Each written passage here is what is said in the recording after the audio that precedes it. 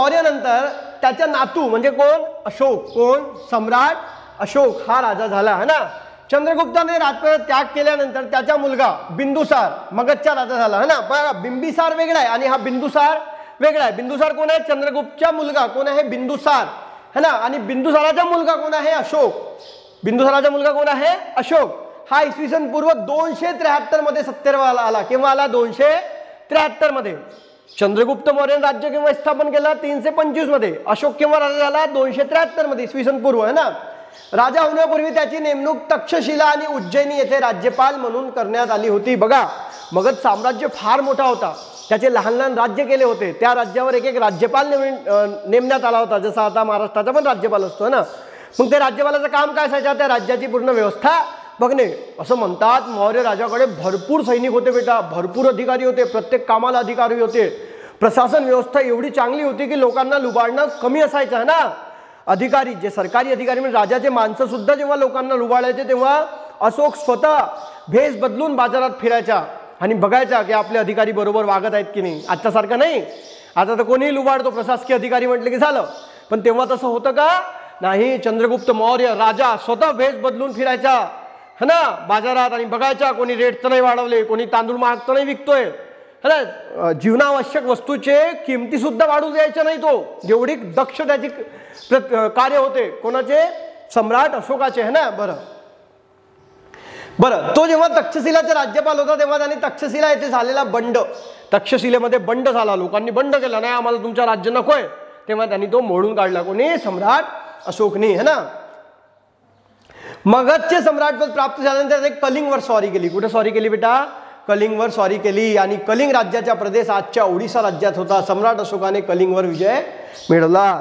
असं म्हणतात की सम्राट अशोकने एकच युद्ध केला राजा झाल्यावर आणि ते पण कलिंग सोबत, आणि कलिंग म्हणजे काय तर राजाचा ओडिसा, आणि ओडिसा या राज्याला म्हणजे कलिंगला जिंकून घेतलं, कलिंगला जिंकून घेतला। पण जेव्हा तो युद्ध झाला तेव्हा एवढी वित्तहानी आणि वित्तहानीपेक्षा जास्त जानहानी, जीवहानी झाली आणि ते बघून अशोकला राहावलं गेलं नाही आणि त्यांनी आपला धर्म बदलला, त्यांनी अहिंसेच्या मार्गावर चालण्याचं ठरवलं।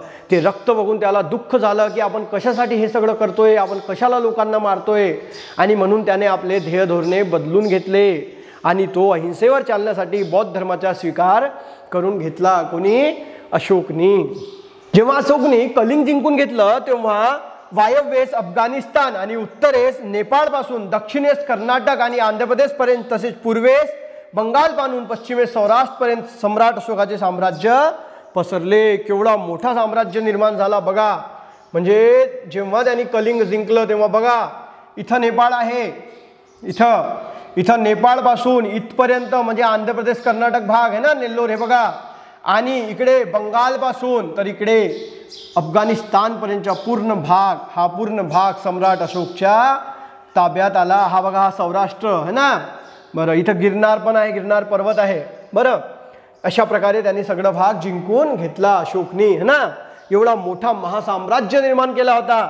आणि जेव्हा त्यांनी या कलिंगला, हा कलिंग आहे ना ओडिसा, हा आताचा ओडिसा हा कलिंग आहे, याला म्हणतात कलिंग, हा कलिंगचा भाग आहे। आणि या इथं जेव्हा त्यांनी विजय मिळवला तेव्हा त्याला दुःख झाला, काय झाला, दुःख झाला, आणि त्याने बौद्ध धर्माचा स्वीकार। बघा कलिंगच्या युद्धातील रक्तपात पाहून अशोकने पुन्हा कधी युद्ध न करण्याचा निर्णय घेतला।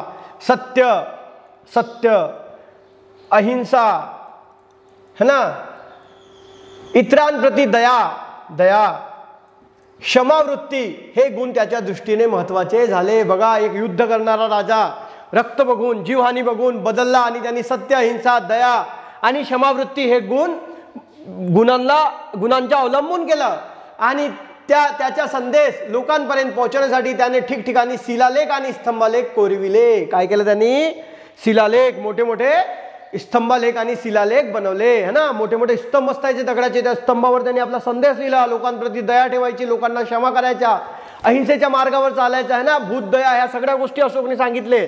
आणि ते सगळे लेख कोणत्या भाषेत लिहिले त्यांनी, ब्राह्मी भाषेत लिहिले। कोणत्या भाषेत लिहिले, ब्राह्मी लिपीमध्ये। कोणत्या लिपीमध्ये लिहिले, ब्राह्मी लिपीमध्ये। त्याने स्वतःचा उल्लेख काय केला बेटा, देवानाम पिओ पियदसी, काय उल्लेख केला त्यांनी, देवानाम पिओ पियदसी, म्हणजे देवाच्या प्रियदर्शी म्हणजे काय तर देवाच्या पुत्र म्हणायचे तो स्वतःला, देवाला प्रिय असणारा कोण, देवाला प्रिय असणारा असा अशोक है ना, देवानम प्रियदर्शी. राज्याभिषेक झाल्यानंतर 8 वर्षांनी त्याने कलिंगवर विजय मिळवला होता. बघा त्यांनी एकच युद्ध केला, राजा झाला आणि 8 वर्षांनी त्यांनी कलिंगवर युद्ध केला आणि तेथील विनाश पाहून त्याचे हृदय परिवर्तन झाले. आताच सांगितलं मी है ना. आणि याचा उल्लेख त्याच्या एका लेखात आहे, त्या स्तंभालेखमध्ये लिहून ठेवलाय त्यांनी की त्या कलिंगवर युद्ध केल्यानंतर त्याचे हृदय परिवर्तन झाले आणि त्यांनी अहिंसेचा मार्ग घेतला. सम्राट अशोकाच्या दिल्ली टोपडा येथील एका लेखात वटवाघळे, माकडे, गेंडे इत्यादींची शिकार करू नये. बघा त्यांनी काय म्हटलं, शिकारावर बंदी लावली की कोणीही शिकार करू नये, जंगलात वनवे लावू नाहीत असे सक्त निर्बंध लिहून ठेवले. आणि त्या निर्बंधाचं कोणी जर उल्लंघन केला तर डायरेक्ट त्याला मृत्यूदंड द्यायचा. कोण, अशोक है ना. म्हणजे त्याने अहिंसा जरी अवलंबली असली तरी त्याने अहिंसेसाठी अहिंसेचा मार्ग घेतला नाही. म्हणजे एखाद्याने चूक केली तर त्याला मृत्यूदंड पण तो द्यायचा है ना. पण त्याचे विचार कसे पुढचे होते बघा त्यावेळेस इसवी सन पूर्व. बरं त्याने शिकारीवर बंदी आणली, मोठे मोठे समारंभ करायचे नाही, पैसे नाश करायचे, या सगळ्या गोष्टीवर त्यांनी बंदी आणलेली होती. हे सगळं कुठं कळलं बेटा आपल्याला, त्याचे स्तंभालेख आणि शिलालेखवरून. बरं आणि कोणत्या लेखावरून आपल्याला कळलं, दिल्लीच्या टोपडा आणि टोपरा पण म्हणतात याला, टोपरा है ना. टोपडा लिहिला इथं टोपरा पण म्हणतात. इथून आपल्याला माहित पडलं की त्याने शिकारावर सुद्धा बंदी आणलेली होती. हा बघा सम्राट अशोकाने जेव्हा आपला धर्म चेंज केला तर हे बघा त्याची फोटो आहे. अशा प्रकारे तो बौद्ध धर्म त्यांनी स्वीकार केलेला होता. बरं मग अशोकने जेव्हा कलिंगवर युद्ध केलं आणि त्यांनी काय केलं, बौद्ध धर्माचा स्वीकार केला. त्याने बौद्ध धर्माचा प्रसार सुद्धा केला.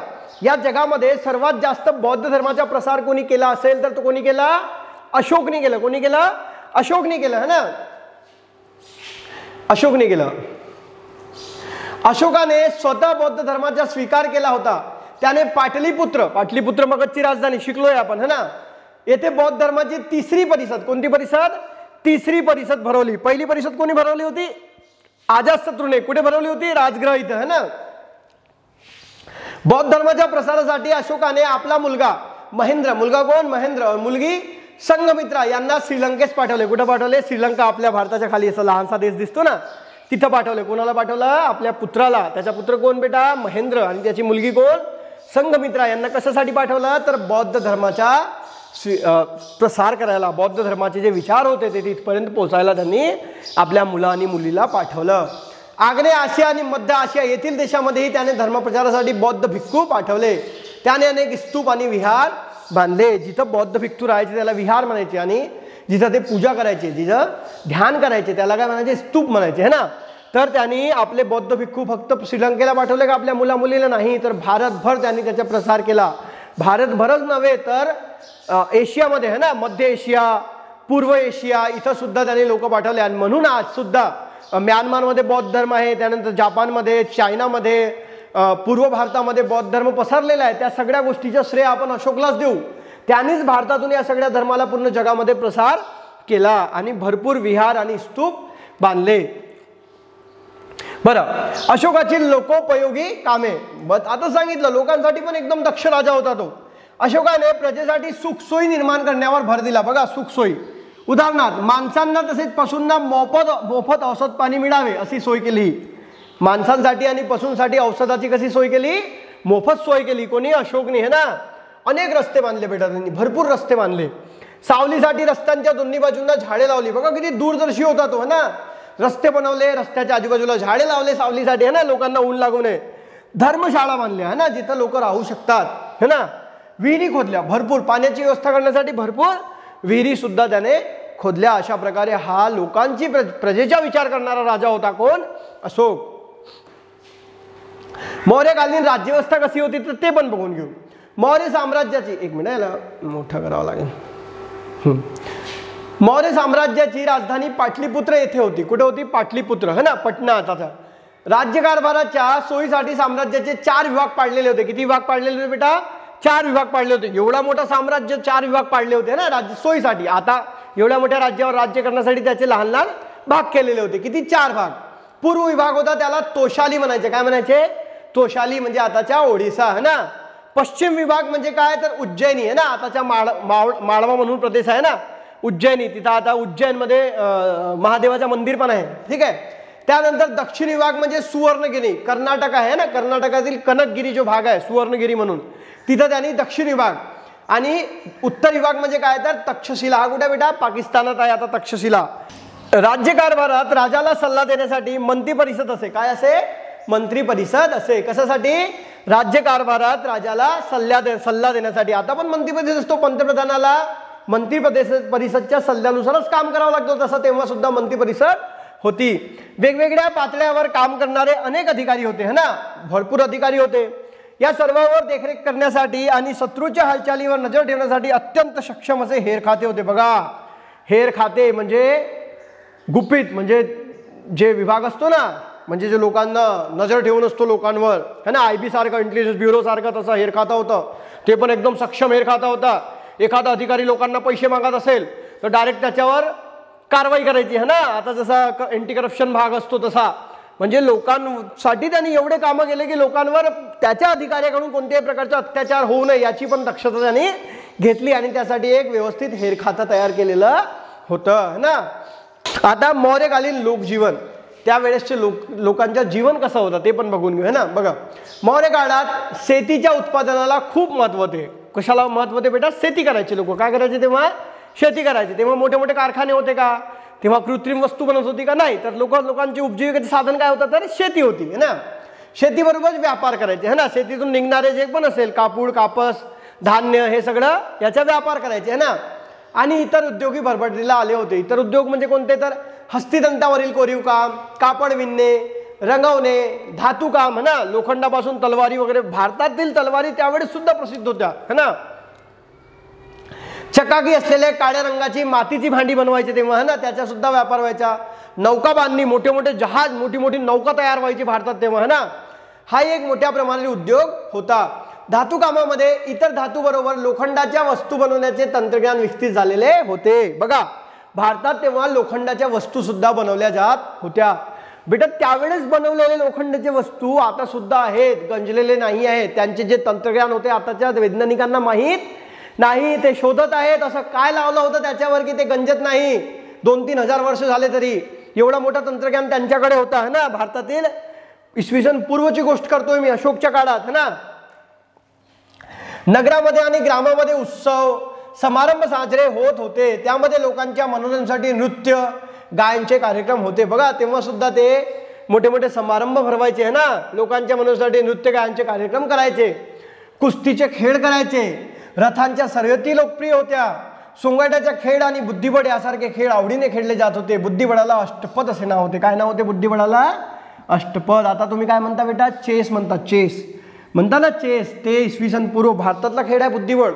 आणि असं म्हणतात की बुद्धिबळ खेळल्याने माणसाची बुद्धी वाढते, बुद्धीची क्षमता वाढते. आणि ते बुद्धिबळ भारतातला उगम केव्हापासून? तर इसवी सन पूर्व अशोकच्या काळात खेळला जात होता. तेव्हा त्याला अष्टपद म्हणायचे, है ना. सोंगाट्याचा खेळ व्हायचा तेव्हा सुद्धा. रंगसमाज, गायन बियन सगळं. बघा किती मस्त काम होतं त्यांचं, है ना, एकदम. बरं, त्यानंतर हे जे चित्र दिसते बेटा, हे भारताची राजमुद्रा आहे. काय बेटा? हे भारताची राजमुद्रा आहे. कुठून घेतलेला आहे? तर सारनाथ वरून घेतलेला आहे. सारनाथ मध्ये कोणी बनवला? तर अशोकनीच बनवलेला आहे. कोणी बनवलं आहे? अशोकनीच बनवलेला आहे. बघू, भारताची राजमुद्रा सारनाथ येथील अशोक स्तंभाच्या आधारे तयार करण्यात आलेली आहे. अशोकचा जो स्तंभ होता त्या स्तंभावर अशा प्रकारे हे स्तंभच्या शीर्षवर हे अशा प्रकारे बनवलेलं आहे. ही भारताची राजमुद्रा आहे ना. 3 सिंह दिसतात याच्यामध्ये. सारनाथ येथील मूळ स्तंभावर 4 सिंह होते. आता बघा, 3 सिंह आपल्याला दिसतात, 1 सिंह त्या बाजूला, असे 4 सिंह होते. प्रत्येक सिंहाच्या प्रतिमेखाली आडव्या पट्टीवर चक्र, हे बघा हा चक्र दिसतो, हा त्यापैकी आपल्याला एक चक्र पूर्णपणे दिसतो. हा चक्र समोरचा आहे म्हणून आपल्याला दिसतो. इकडे पण एक चक्र आहे, इकडे पण एक चक्र आहे आणि मागे पण एक चक्र आहे. असे 4 चक्र आहेत त्या स्तंभाच्या खाली, है ना. बरं, चक्राच्या एका बाजूस अश्व म्हणजे घोडा आणि दुसऱ्या बाजूला वृषभ म्हणजे बैल. अश्व आणि बैल, है ना. चक्राच्या एका बाजूला अश्व, एका बाजूला बैल म्हणजे अश्व आणि वृषभ. राजमुद्रेची जी बाजू दिसत नाही, आता या मुद्रेची आपल्याला त्या तिकडची बाजू दिसते का? नाही. त्या बाजूवर अशाच पद्धतीने हत्ती आणि सिंह हे 2 प्राणीही आहेत ना. इकडे बघा, चक्राच्या या बाजूला वृषभ आणि सिंह, नंतर इकडे चक्र, मग तिकडे पण चक्र असेल की नाही? मग तिकडे पण 2 प्राणी आहेत. कोणकोणते प्राणी आहेत तिकडे? हत्ती आणि सिंह. मग तुम्हाला कोणी विचारलं सांग रे बाळा, भारताच्या राजमुद्रेवर स्तंभाच्या खाली म्हणजे सिंह जे 4 सिंह त्याच्या खाली कोणकोणते प्राणी आहेत ते सांगता आले पाहिजे. अश्व आहे, वृषभ आहे, हत्ती आणि सिंह आहे, है ना. बरं, आणि ही मुद्रा आपल्याला आपली राजमुद्रा आहे, है ना. गव्हर्नमेंट ऑफ इंडियाचा सिक्का याच्यावर ही राजमुद्रा म्हणून वापरण्यात येते. सिंह, है ना, स्तंभ म्हणतात त्याला. बरं, अशोकने उभारलेले स्तंभ हे भारतीय शिल्पकलेचे उत्तम नमुने आहेत. अशोकने जे स्तंभ तयार केले ते भारतीय शिल्पकलेचे काय आहे, उत्तम नमुने आहेत. त्याने उभारलेल्या स्तंभावर सिंह, हत्ती, बैल यासारख्या प्राण्यांची अतिशय उत्तम शिल्पे आहेत, है ना. त्याने जे स्तंभ बनवले त्याच्यावर हत्ती, सिंह, बैल, अश्व यांची उत्तम शिल्पे आहेत, उत्तम मूर्ती बनवलेल्या आहेत. सारनाथ येथील अशोक स्तंभावरील चक्र, हा चक्र भारताच्या राष्ट्रध्वजावर सुद्धा झळकतो. आपला जो तिरंगा आहे त्याच्या मधोमध बिलकुल चक्र आहे, है ना. 24 आरे असतात त्या चक्राला, तो चक्र पण तिथूनच घेतलेला आहे, है ना. त्या स्तंभावर चारही बाजू सिंह आहेत, पण आपल्याला एकाच तीनच सिंह दिसतात, है ना. किती सिंह दिसतात आपल्याला, 3 सिंह दिसतात, है ना. पण त्याच्या चारही बाजूला सिंह आहेत. ही भारताची राजमुद्रा आहे. त्याच्या काळात खोदली गेलेली बराबर टेकड्यावर लेणी प्रसिद्ध आहे. ही लेणी बिहारमध्ये आहेत. भारतातील लेण्यांमध्ये ही लेणी सर्वात प्राचीन आहे. बघा ही लेणी दिसते, हे हा भाग दिसतो बेटा, ही बघा, ही भारताची सर्वात प्राचीन लेणी आहे. इसवी सन पूर्व मध्ये खोदलेली, म्हणजे पहाडाला खोदून रूम बनवायचे, कमरे बनवायचे, त्याला लेण्या म्हणायचे, है ना. आणि ही जी बराबरच्या पहाडामध्ये, बिहार म्हणजे बराबरच्या जे पहाड आहेत त्या पहाडीमध्ये हे लेण्या आहेत, है ना. सर्वात प्राचीन लेण्या आहेत, हे लक्षात ठेवायच्या. भारतातील सर्वात प्राचीन लेण्या कुठल्या, तर बराबरच्या पहाड्यामध्ये जे खोदलेले आहेत ते, है ना. बराबर येथील लेणे. बरं, त्यानंतर बघू मौर्यकालीन कला आणि साहित्य. सम्राट अशोकाच्या मृत्यूनंतर मौर्य साम्राज्याच्या अशोकच्या काळात शिल्पकलेला उत्तेजन मिळाले. उतरती कळा आली मौर्य काळानंतर, है ना. बघा आता जे सम्राट चंद्रगुप्त मौर्य आला त्यांनी एवढं मोठं राज्य स्थापित केला, वेगवेगळी कला उदयास आली, गांधार शैली उदयास आली, है ना. मग ही शैली उदयास आल्यानंतर त्याला मौर्य साम्राज्यानंतर म्हणजे अशोकच्या नंतर उतरती कळा लागली, है ना. आणि जे राज्य उदयाला आली, काही साम्राज्याचे उदयाला सांस्कृतिक घडामोडी आपण पुढे पाहलात समजून घेऊ, है ना. नंतर सम्राट अशोकच्या गेल्यानंतर त्या राज्याला, मगध राज्याला उतरती कळा लागली. काय लागली, उतरती कळा लागली. आणि पुढे वेगवेगळे अजून साम्राज्य आले, ते आपण पुढच्या पाठात शिकून घेऊ. मौर्य साम्राज्य हा सर्वात मोठा साम्राज्य होता. त्यानंतर एवढं मोठं साम्राज्य तयार झाला नाही असं पण म्हटलं तरी चालेल. समुद्रगुप्तने एक प्रयत्न केला होता, ते आपण पुढे शिकणारच आहोत. आणि भविष्यात पुढे पुढे काय झालं इसवी सन नंतर, म्हणजे मौर्य नंतर सुंग आले, की सुंग नंतर कनिष्क आले, पल्लव आले, आपले वर्धन, गुप्त साम्राज्य, वर्धन, गुप्त, अशा प्रकारे चोळ, त्यानंतर गुलाम वंश कसं सुरू झालं हे सगळं आपण पुढच्या पाठात शिकून घेऊ. धन्यवाद.